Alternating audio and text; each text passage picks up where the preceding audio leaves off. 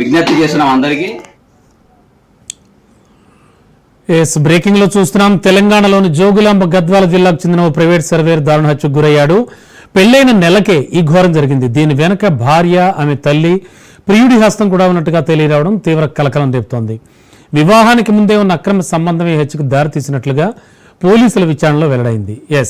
Overall గా అసలు ఏం జరిగింది ఈ అంశానికి సంబంధించి మరింత అదనపు సమాచారం అందించడానికి మా కరెస్పాండెంట్ సాగర్ లైవ్ లో సిద్ధంగా ఉన్నారు. సాగర్, యాక్చువల్ గా జరిగింది ఏమిటి అంటే ఇక్కడ దీని వెనక ముఖ్యంగా భార్య కానీ, ఆమె తల్లి కానీ, అలాగే వాళ్లతో పాటు ప్రియుడి హస్తం కూడా ఉన్నట్టుగా చెప్తూ ఉన్నారు. విచారణలో, పోలీసుల విచారణలో ఏమైనా కీలకమైన విషయాలు వెల్లడించారా వాళ్ళు? అసలు ఎందుకు ఇంతటి ఘాతుకానికి పాల్పడాల్సి వచ్చింది వాళ్ళు? రైట్, ఏదైతే ప్రైవేట్ సర్వేయర్ ఉన్నారో గద్వాల్, జోగులాంబ గద్వాల్ జిల్లాకు సంబంధించి ఆయన ప్రైవేట్ సర్వేయర్ అయితే ఇప్పుడు ఆయన హత్య పూర్తిగా గద్వాల జిల్లా అంతా కూడా కలకలం లేపుతున్న పరిస్థితి అయితే కనిపిస్తుంది. ముఖ్యంగా మనం చెప్పుకున్నట్లయితే పెళ్ళై నెల కూడా కాలేదు, అంతలోపే భార్యనే ఆమెకు ఒక ఎముండా తయారైపోయి పూర్తిగా ఆయననైతే చంపేసిన పరిస్థితి కనిపించింది. ఎందుకంటే గతం నుంచి కూడా భార్య గతంలో లాస్ట్ ఇయర్ లో వాళ్ళిద్దరికి కూడా సంబంధం ఫిక్స్ చేయాలంటూ పెద్దలు నిశ్చయించారు. దాని తర్వాత ఆమె పూర్తిగా అక్కడి నుంచి ఎవరైతే వాళ్ళ ఇంటి దగ్గర నుంచి పూర్తిగా ఒక 4-5 రోజులు పారిపోయి వచ్చిన తర్వాత పూర్తిగా ఇక్కడ ఉన్న భర్తకు సంబంధించి కూడా వాళ్ళంతా కూడా ఈ సంబంధం వద్దని చెప్పేసి తేజేశ్వర్ కి సంబంధించిన కుటుంబ సభ్యులంతా అనుకున్నారు. ఇక్కడ వచ్చేసిన తర్వాత కొద్ది రోజులకైతే మళ్ళీ తిరిగి ఎవరైతే ఐశ్వర్య ఉన్నారో తిరిగి తేజేశ్వర్ కాంటాక్ట్స్ తీసుకోవడంతో తేజేశ్వర్ తిరిగి ఫోన్ చేసింది. మా అమ్మ కట్నంకు సంబంధించి ఇవ్వలేదు, అంత కట్నం ఇవ్వలేదు అంటూ కూడా ఆమె ఒకసారిగా కూడా విలపిస్తూ తేజేశ్వర్ చెప్పుకొచ్చింది. తేజేశ్వర్ దీన్ని అంతా కూడా చూసి కట్నం గురించే ఇదంతా అయ్యింది, అందుకే ఆమె 4 రోజులు 5 రోజులు ఎక్కడికో పారిపోయింది అని చెప్పేసి భావించి పూర్తిగా తనను పెళ్లి చేసుకుంటానంటూ కూడా ఇద్దరు కూడా ప్రేమాయణం కొన్ని రోజులు అయితే ప్రేమాయణం నడిపించిన పరిస్థితి కూడా కనిపించింది.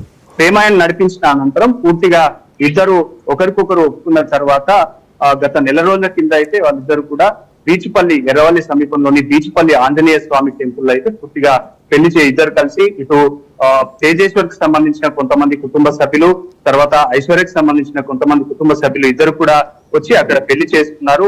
ఏదైతే టెంపుల్ లోనే పూర్తిగా పెళ్లి చేసుకుని అక్కడ నుంచి వెళ్ళిపోయారు. అయితే అప్పటి నుంచి కూడా తేజేశ్వర్ కుటుంబ సభ్యులకైతే ఐశ్వర్యపై ఒక అనుమానం అయితే వ్యక్తం చేస్తూనే ఉన్నారు. అప్పటికి కూడా తేజేశ్వర్ అన్న చెప్తూనే ఉన్నారు ఈమెకు గతంలో కూడా అక్కడ ఏదో అక్రమ సంబంధాలు ఉన్నాయంటూ కూడా అక్కడ లోకల్లో టాక్ వినిపిస్తున్నట్టు కూడా ఆయన చెప్పుకొచ్చారు. ఇంట్లో నుంచి కూడా ఆయన బయటకు వెళ్లారు. ఈమెను ఇంట్లోకి తీసుకొస్తే నేను రాను, పూర్తిగా ఈమెకు సంబంధించి పూర్తి డీటెయిల్స్ అన్ని తీసుకున్న తర్వాత మంచిది అన్నప్పుడు మాత్రమే నేను వస్తానంటూ కూడా వాళ్ళ బ్రదర్ చెప్పుకొచ్చిన పరిస్థితి. అయినా కూడా తేజేశ్వర్ అయితే ఇంటి దగ్గర తెచ్చి ఒక 1 month నుంచి అయితే ఇంట్లో ఇద్దరు ఉంటున్నారు. ఇటు కుటుంబ సభ్యులతో పాటే ఉంటున్నారు. కుటుంబ సభ్యులు కూడా చెప్తున్నారు ఐశ్వర్య ఇంట్లో ఉన్నప్పుడు కూడా పూర్తిగా తన భర్తతో కాకుండా పూర్తిగా ఫోన్లోనే మునిగిపోయేదంటూ కూడా కుటుంబ సభ్యులు చెప్పుకొస్తున్న పరిస్థితి కూడా కనిపిస్తుంది. పూర్తిగా రోజు గంటల తరబడి అయితే ఫోన్లలో మాట్లాడేది. ఈ నెల రోజుల లోపలనే ఇక్కడ అసలు ఇంట్లో సంబంధించి ఎటువంటి అన్నం గాని మిగతా ఏమైనా వండినా కూడా ఇక్కడ తినేది కాదు, బయటికి వెళ్ళి తెప్పించుకొని వాళ్ళతో తెప్పించుకొని తినేదంటూ కూడా వాళ్ళు చెప్పుకొచ్చిన పరిస్థితి కూడా కనిపిస్తుంది. అయితే గత ఏదైతే 4-5 రోజుల క్రితం సంబంధించి కూడా పూర్తిగా కర్నూలు జిల్లా పాణ్యం దగ్గర అయితే తేజేశ్వర్ మృతదేహం లభ్యమైంది. ముందుగా తేజేశ్వర్ అయితే ఈ ఐశ్వర్యకి సంబంధించి పథకం ప్రకారం వీళ్ళంతా ఏదైతే తేజేశ్వర్ ప్రైవేట్ సర్వేయర్ కాబట్టి సర్వేర్ చేయడానికి అతడు బయటికి వెళ్తుంటాడు కాబట్టి అతన్ని పూర్తిగా కొన్ని అంటే ఇటు ఎర్రవల్లి దాని తర్వాత కర్నూలులో కొన్ని ఏరియాల్లో భూములు ఉన్నాయి, అవన్నీ కూడా చూసి సర్వే చేయాలి, ఇవన్నీ ఏమన్నా లిటికేషన్స్ ఉన్నాయంటూ కూడా ఒక అన్‌నోన్ పర్సన్స్ ఇతనికి దగ్గరై పూర్తిగా సర్వే చేయాలంటూ కూడా వాళ్ళు చెప్పుకొచ్చి ఇతన్ని అయితే ఒక డేట్ తీసుకొని ఆయన అయితే కారులో ఎక్కించుకొని అయితే ముందుగా ఈ బీచ్పల్లి దగ్గరికి ఎర్రవల్లి సైడ్ వచ్చి ముందుగా భూములంతా చూశారు. చూసిన అనంతరం ఎర్రవల్లి నుంచి అతను ఫోన్ తీసుకొని పూర్తిగా ఫోన్ లాక్కొని స్విచ్ ఆఫ్ చేసి కర్నూలు వైపు తీసుకెళ్లి పూర్తిగా కారులోనే అతన్ని పూర్తిగా కొట్టి కత్తులతో పూర్తిగా దాడి చేసి అతన్ని అయితే పాణ్యం దగ్గర ఉన్న చెరువులో పడేసిన పరిస్థితి అయితే కనిపిస్తుంది. దీనికి సంబంధించి ఏదైతే పథకం ప్రకారమే ఐశ్వర్యకి సంబంధించిన తల్లి సుజాత, దాని తర్వాత బ్యాంకు మేనేజర్, కెనరా బ్యాంక్ లో పనిచేసే మేనేజర్ తిరుమల రావుతో గతంలోనే తిరుమల రావుతో ఈ కెనరా బ్యాంక్ లో అయితే ఐశ్వర్య వాళ్ళ తల్లి కూడా అక్కడ వర్క్ చేస్తుంది సుజాత, అక్కడనే స్వీపర్ గా కూడా పనిచేస్తుంది. అయితే తిరుమల రావుకు సంబంధించి గతం నుంచి వీరిద్దరికి ఎవరైతే ఐశ్వర్య తల్లికి సుజాతకు తర్వాత తిరుమలరావుకు పూర్తిగా అక్రమ సంబంధం, వారిద్దరికి గత కొన్నేళ్లుగా కూడా అక్రమ సంబంధం కొనసాగుతూనే ఉంది. దీనికి సంబంధించి తిరుమలరావు సుజాత ఇంటికి వస్తూ ఇలా అలవాటు పడిన నేపథ్యంలో ఇటు ఐశ్వర్యతో కూడా ఆయన తిరుమలరావు బ్యాంక్ మేనేజర్ తిరుమలరావు అక్రమ సంబంధం పెట్టుకున్నారు. దీనికి సంబంధించి గతంలో ఆమె 4-5 రోజులు పారిపోయిన సంబంధం వచ్చినప్పుడు కూడా పారిపోయింది మాత్రం తిరుమలరావు వెంబడే పారిపోయింది.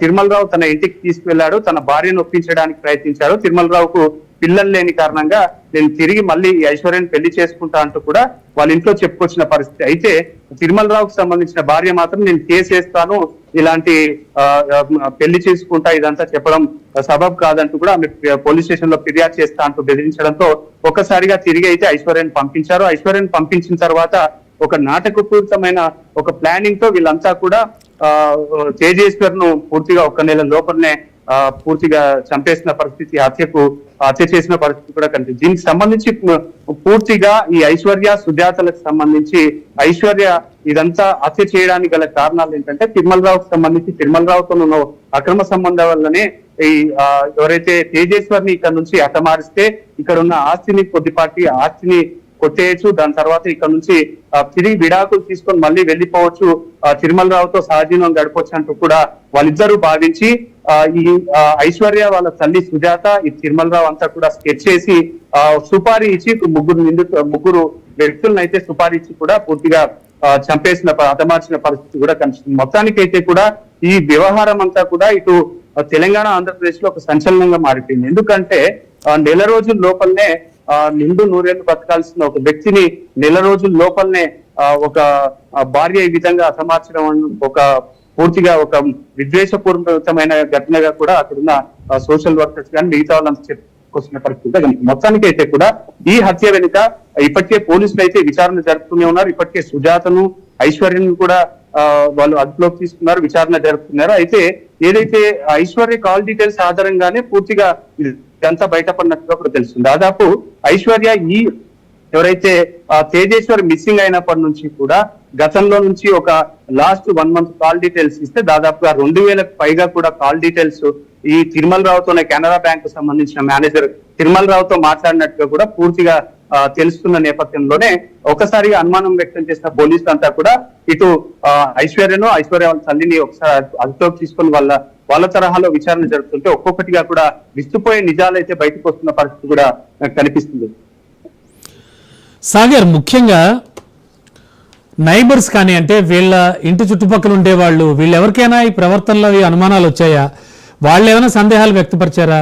అలాగే ప్రత్యక్ష సాక్షుల కథనం కానీ అంటే ఇతను ఆల్రెడీ కారులో తీసుకెళ్లారు సర్వే చేయాలి అని కూడా అప్పుడు కూడా వీళ్ళు ఎవరికి అనుమానాలు రాలేదా? ఏం చెప్తూ ఉన్నారు నైబర్స్ అసలు? ఇటు చుట్టుపక్కల సంబంధించి కూడా ఇటు కుటుంబ సభ్యులకు సంబంధించి పూర్తిగా ఏదైతే తేజేశ్వర్ రోజు వారిగా కూడా ఆయన ఒక ప్రైవేట్ సర్వేయర్ కాబట్టి భూములను సర్వే చేయడానికి బయటికి వెళ్లి సర్వే చేసి వస్తుంటాడు కాబట్టి ఆ చుట్టుపక్కల ఉన్న వాళ్ళకంతా కూడా ముందుగా ఎటువంటి అనుమానాలు అయితే రాలేదు.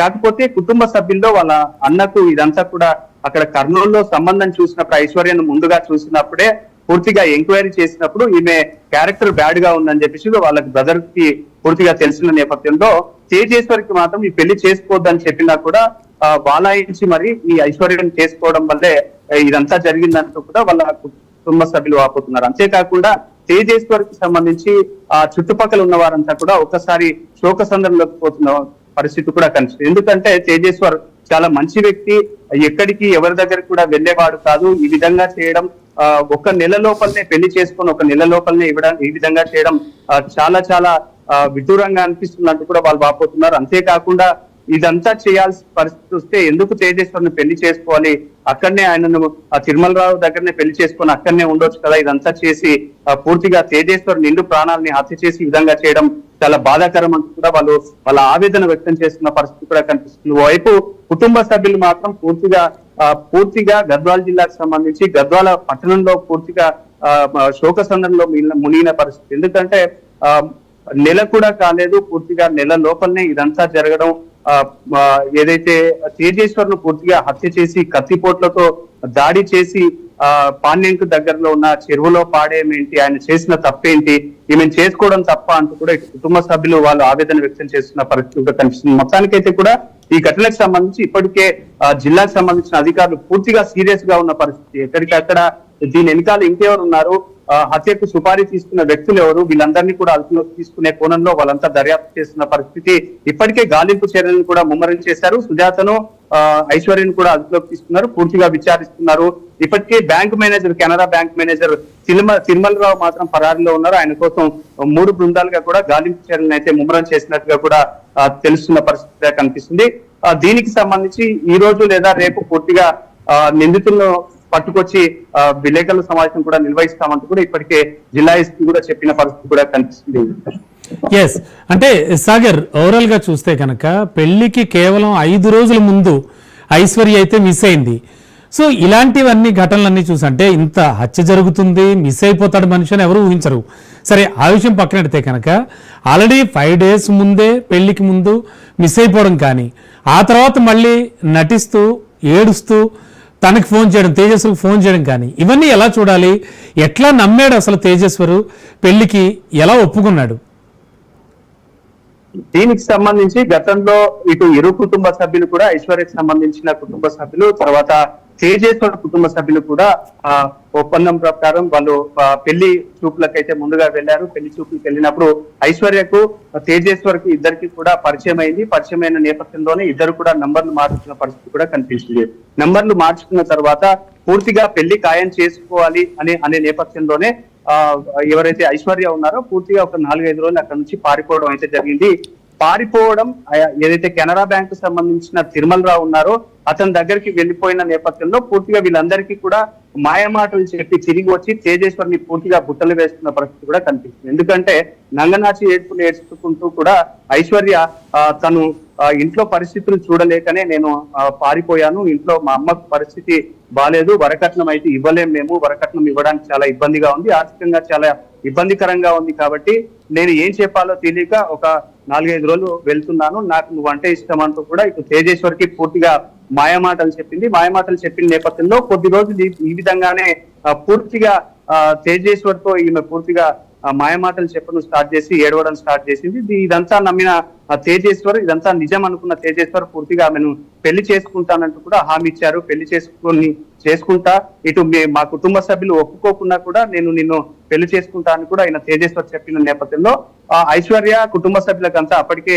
ఇదంతా డ్రామా, తిరుమలరావు, కెనరా బ్యాంక్ సంబంధించిన తిరుమలరావు, తర్వాత తల్లి సుజాత ఈ డ్రామాలో భాగంగానే తేజేశ్వర్ని పూర్తిగా బుట్టలు వేసుకుని బీచ్ పల్లిలో ఒక పెళ్లి అనే నాటకాన్ని అయితే షురూ చేశారు. పెళ్లి చేసుకున్న తర్వాత వీళ్ళు పథకం ప్రకారమే 1 month లోపలనే ఇతన్ని చంపేయాలి, చంపేసిన తర్వాత అక్కడున్న ఆస్తికి సంబంధించి కూడా తిరిగి అడగాలి, ఆస్తుల్ని పెళ్లి చేసుకున్నాం కాబట్టి విడాకుల సమయంలో ఇచ్చే నష్టపరిహారాలు తీసుకోవాలి, తిరిగి కర్నూలుకి వెళ్ళిపోవాలి, తల్లితో ఉండాలి, అటు తిరుమలరావుతో యథావిధిగా అక్రమ సంబంధం కొనసాగిస్తూనే ఉండాలంటూ కూడా ఆ పథకం ప్రకారమే వీళ్ళంతా ఇదంతా చేసినట్టు కూడా తెలుస్తుంది. అయితే ఇక్కడ ఒక విచిత్ర ఘటన ఏంటంటే తిరుమలరావుకు సంబంధించి ఇటు తల్లి సుజాత, తర్వాత ఐశ్వర్య, అంటే సుజాత ఐశ్వర్య ఇద్దరితో కూడా తిరుమలరావు అనే వ్యక్తి పూర్తిగా అక్రమ సంబంధం పెట్టుకున్నాడు. ఇటు తల్లి సుజాతకు కూడా తెలుసు, ఐశ్వర్యకు కూడా తెలుసు, ఇద్దరితో పాటు అక్రమ సంబంధం పెట్టుకున్నారు అనే కోణంలో కూడా ఇద్దరికి కూడా తెలుసు. అయినా కూడా వాళ్ళంతా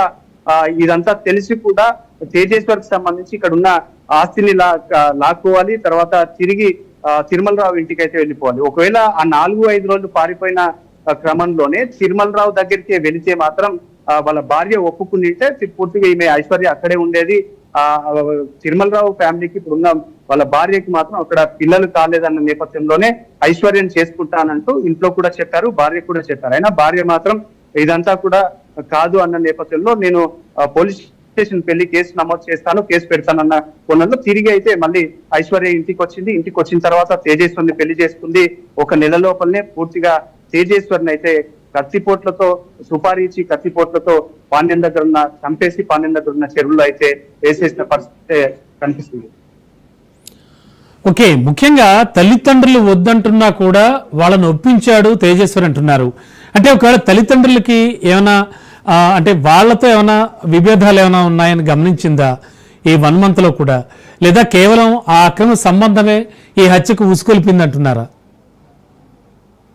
ఏదైతే ఇటు తేజేశ్వర్ కుటుంబ సభ్యులకు సంబంధించి తేజేశ్వర్ అన్న ఎవరైతే ఉన్నారో ఆయన పూర్తిగా ఇదంతా సంబంధం క్యాన్సిల్ అయిన నేపథ్యంలో పూర్తిగా కర్నూలులో ఆయన ఒకసారిగా ఎంక్వైరీ అనేది ప్రారంభించారు. ఈ ఐశ్వర్యకి సంబంధించి ఏంటి, వాళ్ళ కుటుంబ నేపథ్యం ఏ విధంగా ఉంది అనే కోణంలో వాళ్ళ బ్రదర్ అయితే పూర్తిగా ఎంక్వైరీ చేశారు. ఎంక్వైరీ చేసిన నేపథ్యంలో ఇదంతా కూడా విస్తుపోయే నిజాలను అప్పటికే బ్రదర్ తెలుసుకున్నారు. ఎవరైతే తేజేశ్వర్ బ్రదర్ ఉన్నారో ఆయన తెలుసుకోవడం అయితే ఈ విధంగా ఆమెకు అక్రమ సంబంధం ఉంది అనే కోణంలో కూడా ఆయన తెలుసుకున్న నేపథ్యంలో తిరిగి ఇంటికి వచ్చి కుటుంబ సభ్యులకి, తల్లిదండ్రులకి, తర్వాత తేజేశ్వర్ కూడా చెప్పాడు.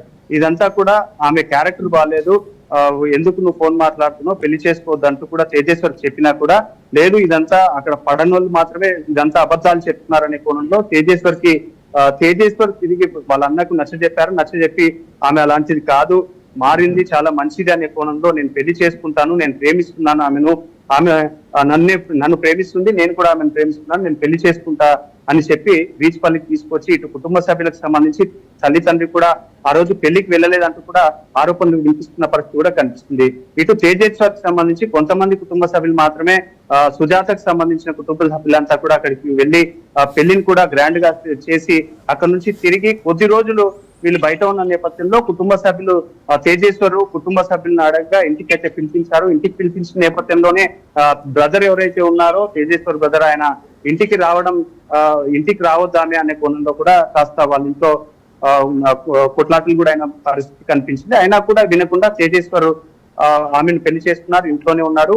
ఆ పెళ్లి చేసుకున్న 1 month అంతా కూడా కుటుంబ సభ్యులంతా కూడా ఈమెలోని ప్రవర్తన అంతా కూడా వాళ్ళంతా అబ్జర్వేషన్ చేసిన పరిస్థితి కూడా కనిపించింది. ఎందుకంటే రోజువారీగా గంటల తరబడి ఫోన్లు మాట్లాడడం, అంటున్న వ్యక్తులతో ఫోన్లు మాట్లాడడం, తేజేశ్వర్ బయటికి వెళ్ళినా ఇంకా రాలేకపోతే అతన్ని పట్టించుకోకపోవడం, ఇవన్నీ గమనించిన కుటుంబ సభ్యులకు పూర్తిగా అనుమానం రావడంతోనే ఐశ్వర్య ఇందులో ఏదో మాకు అనుమానం వస్తుందని చెప్పేసి ఫిర్యాదులో పేర్కొనడం, వాళ్ళ బ్రదర్ ఎవరైతే ఉన్నారో తేజేశ్వర్ బ్రదర్ వెళ్ళి పోలీస్ స్టేషన్ లో కూడా ఫిర్యాదు చేయడం, ఐశ్వర్యను ఒకసారి విచారించండి, నాకు డౌట్ వస్తుందని చెప్పడం, ఐశ్వర్యను అప్పుడు పోలీసులు అంతా కూడా ముందుగా కాల్ డీటెయిల్స్ ఇస్తే గంటల తరబడి 2000కు పైగా కూడా ఒక bank manager, Canara bank manager తిరుమలరావుతోనే మాట్లాడడం, ఇదంతా చూసి ఇదంతా ఒకసారి ఐశ్వర్యని విచారిస్తే వాళ్ళమ్మ సుజాత పేరు చెప్పడంతో అందరినీ కూడా పిలిపించారు. పూర్తిగా విచారణ చేపట్టిన నేపథ్యంలో ఇప్పటికీ వీళ్ళే హత్య చేసినట్టుగా కూడా పోలీసులు అంచనాకు వచ్చినట్టుగా కూడా తెలుస్తుంది.